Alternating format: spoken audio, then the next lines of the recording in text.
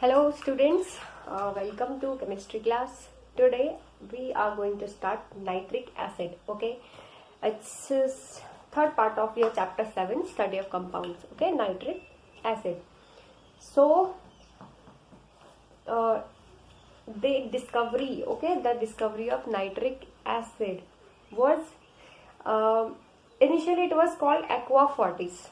In 8th century, alchemists called nitric acid aqua fortis, means strong water. Okay, why it was called strong water? Because it was so corrosive. Okay, it was so corrosive in nature and it acted so fast on the metals. Okay, that's why it was called aqua fortis. Okay, its formula is HNO3. Molecular formula will be HNO3. Okay, its occurrence, if we talk about its occurrence in free state, when there is a lightning, okay, in the atmosphere, then the atmospheric nitrogen reacted with the oxygen in the atmosphere. Okay, so if there is when the lightning N2 at the time of lightning discharge, N2 plus O2 becomes 2NO, that is nitrogen oxide. Okay, then this nitrogen oxide with the atmospheric moisture and again the presence of oxygen forms the HNO3. Like this is nitrogen, it again reacts with oxygen and it forms nitrogen dioxide. Then nitrogen dioxide with the atmospheric moisture and oxygen, it forms the HNO3. Okay, O and O2 and then H2O and then O2, it will form HNO3. Okay, in combined state, it is found in some salts like sodium carbonate, nitrate, sodium nitrate and potassium nitrate. Okay, KNO3, formula will be KNO3. Now its preparation, laboratory method, we can prepare it in the laboratory by the mixture of potassium or sodium nitrate with the concentrated H2SO4, sulfuric acid. Okay, this is the potassium nitrate or sodium nitrate. We can use any one of them with concentrated H2SO4. We will give the HNO3 and a bisulfate.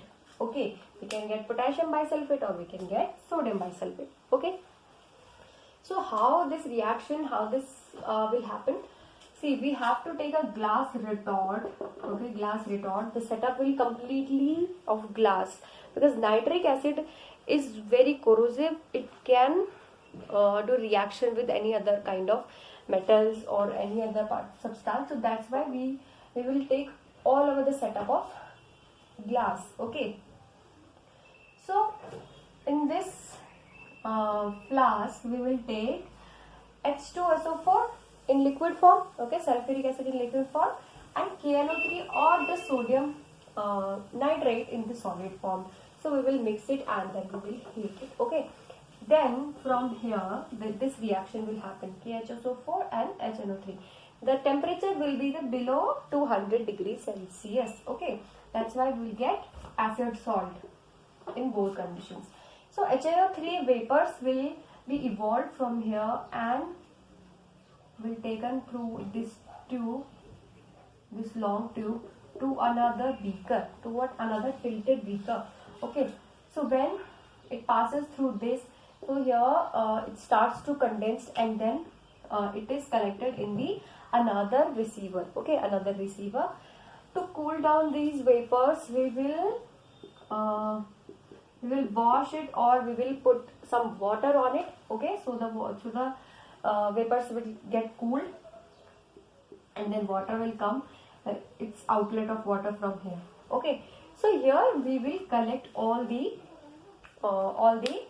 HNO3 vapors. Okay, HNO3 vapors will then be condensed, then it will convert into liquid form. Okay, so this is the laboratory method. This is how we can prepare HNO3 in the laboratory. Okay, now there are some things that why we are using concentrated H2SO4, why we are not using HCl, because HNO3 and H2SO4, okay, in both of these, the volatility we have to see. The HNO3 is more volatile, okay, and H2SO4 is less volatile. That's why we are taking H2SO4. If we take HCl, HCl is more volatile than HNO3.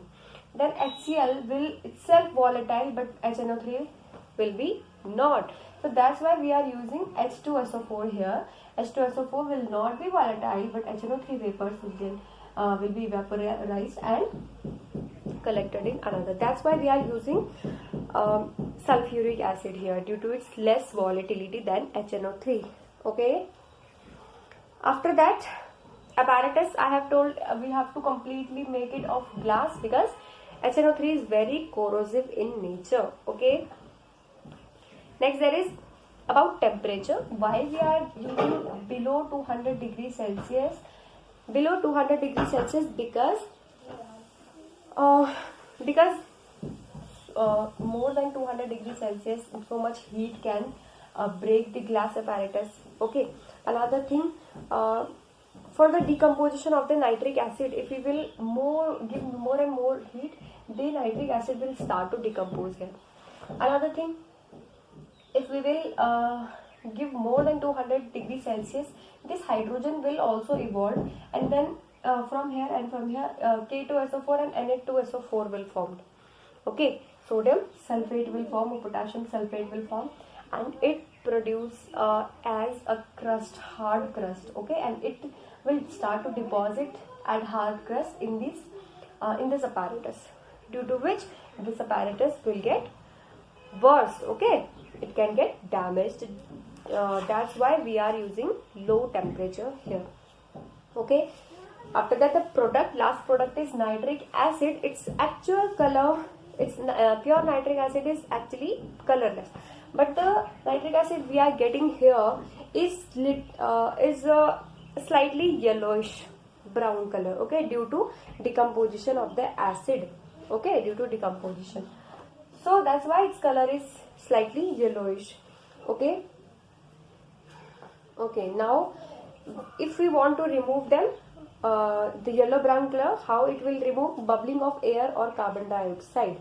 Okay, so if we will do bubbling here in the carbon dioxide, so it can oxidize the nitrogen oxide, sorry, nitric acid. Okay, and then it will gain its original color. Okay, dilution with water, or another thing we can do, we can dilute it with water. Okay.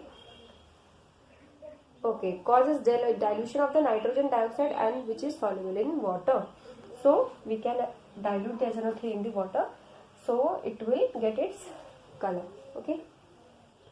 So this was the laboratory method. There is one more manufacture of nitric acid from the Ostwald's process.